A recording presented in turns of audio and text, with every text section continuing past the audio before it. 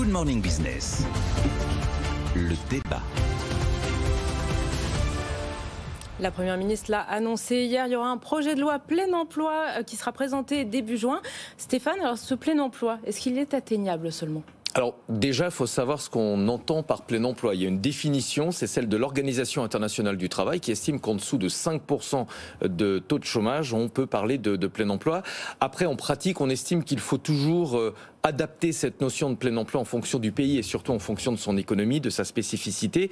Donc à partir de quel taux de chômage en France est-ce qu'on pourrait considérer être en plein emploi ? Je ne suis pas économiste, mais je laisserai dans un instant Jean-Marc, dont c'est le métier, y répondre. L'autre question, ce sont les perspectives en termes d'emploi.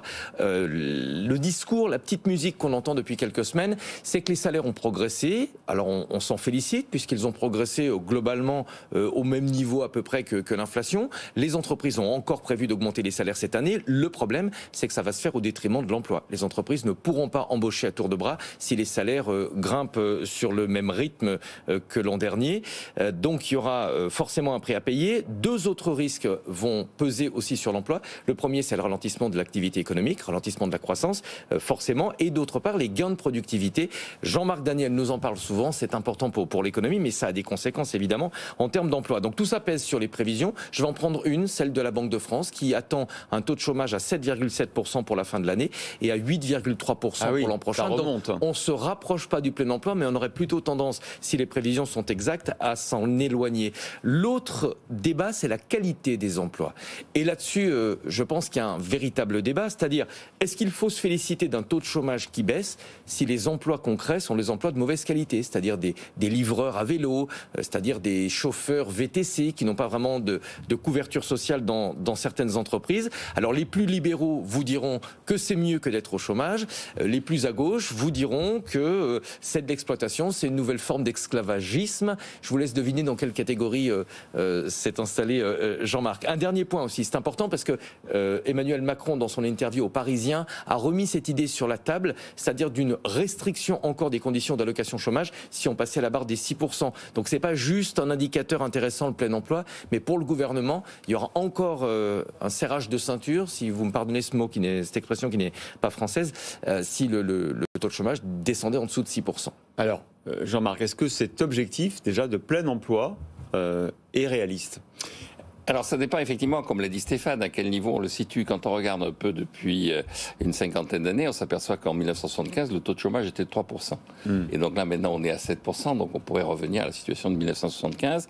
Mais en pratique, le chômage a monté régulièrement jusqu'en 1990 et depuis, le taux de chômage oscille entre 11% et 7% en fonction de la situation du cycle. On est à 7%, donc si on regarde justement les analyses de la Banque de France dit bien, ça veut dire que la Covid puis la guerre en Ukraine ont décalé un peu le cycle et donc on est dans une situation qui aurait dû être celle de 2018-2019 en termes de chômage, mais que fondamentalement l'économie française aura du mal à descendre en dessous de 7%, d'où la prévision que rappelait Stéphane de la Banque de France annonçant que le taux de chômage va augmenter. Alors la deuxième considération, c'est on peut se comparer, c'est-à-dire il y a quand même des pays qui ont des taux de chômage moins élevés. On est en Europe quand même le pays qui est le quatrième par niveau de taux de chômage. Un taux de chômage plus important, on le trouve en Grèce, en Espagne, qui est l'endroit où il y a le plus de chômeurs, et en Italie. Et en revanche, vous allez en République tchèque, le taux de chômage est de 2%, et la République tchèque est en situation permanente de manque de main-d'œuvre. Ouais. Alors, quelle est la leçon de la République tchèque ? Je crois que c'est les trois remarques du jour. La première remarque, c'est pour qu'il y ait des employés, il faut qu'il y ait des employeurs. Ça, c'était une réflexion de Manuel Valls. Et donc, il faut tout faire pour que les employeurs soient incités à embaucher, c'est-à-dire que le coût du travail soit le moins élevé possible et que les employeurs fassent des bénéfices. Donc, une mesure simple, claire et nette, c'est d'alléger la fiscalité des entreprises.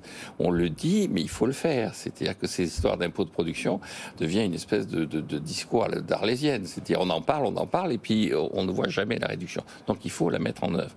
La deuxième remarque que je ferai, c'est que quand on regarde la situation de l'amélioration de notre emploi, beaucoup reposent sur les emplois aidés et singulièrement sur l'apprentissage. Et donc c'est une bonne nouvelle qu'il y ait de plus en plus d'apprentis. Maintenant, il faut véritablement réfléchir à ce que c'est qu'un apprenti. C'est devenu l'endroit où sur le plan scolaire, il y a le plus de décrocheurs. C'est-à-dire les gens rentrent en apprentissage et donc je pense qu'il y a une... Donc là, ce qu'il faut appréhender, c'est pas tellement la qualité des emplois, mais la qualité des formations. Parce qu'un emploi, c'est un emploi. Hein. Il vaut mieux avoir un emploi... Même sur un vélo payé au lance-pierre. Même sur un vélo payé au lance-pierre, surtout que comme on est auto-entrepreneur, on a une forme d'autonomie personnelle qui n'est pas totalement négligeable. Et qu'il y a eu des... subi. Et qu'il y a eu des conventions signées cette semaine, enfin, en fin de semaine dernière. Bien sûr. Mais sur le taux horaire minimum, on est passé à 11 € maintenant, et puis sur le dialogue social dans la profession. Bien sûr, il y a des améliorations, mais les livreurs à vélo, forcément, ils n'ont pas forcément envie de travailler le samedi soir, quand nous, on est bien content qu'ils nous livrent notre nourriture à la maison. Oui, enfin ça c'est... Oui, vous allez au restaurant. Comme dirait Nicolas Sarkozy, c'est pas, le samedi c'est comme un vendredi, ou le dimanche et c'est payé double. Hein, donc ça, chacun fait ce qu'il veut. Et la dernière remarque que je ferais, c'est, vous savez, l'OCDE a une stratégie pour l'emploi qui date de 1993 et qui a été réactualisée 25 ans après, donc en 2018. Et la conclusion, c'est veiller à ce que les réformes soient intégralement mises en œuvre, véritablement appliquées et rigoureusement évaluées. Et ça, je ne sais pas si ça s'adresse à un pays en particulier, mais moi, je pense que ça s'adresse notamment à la France.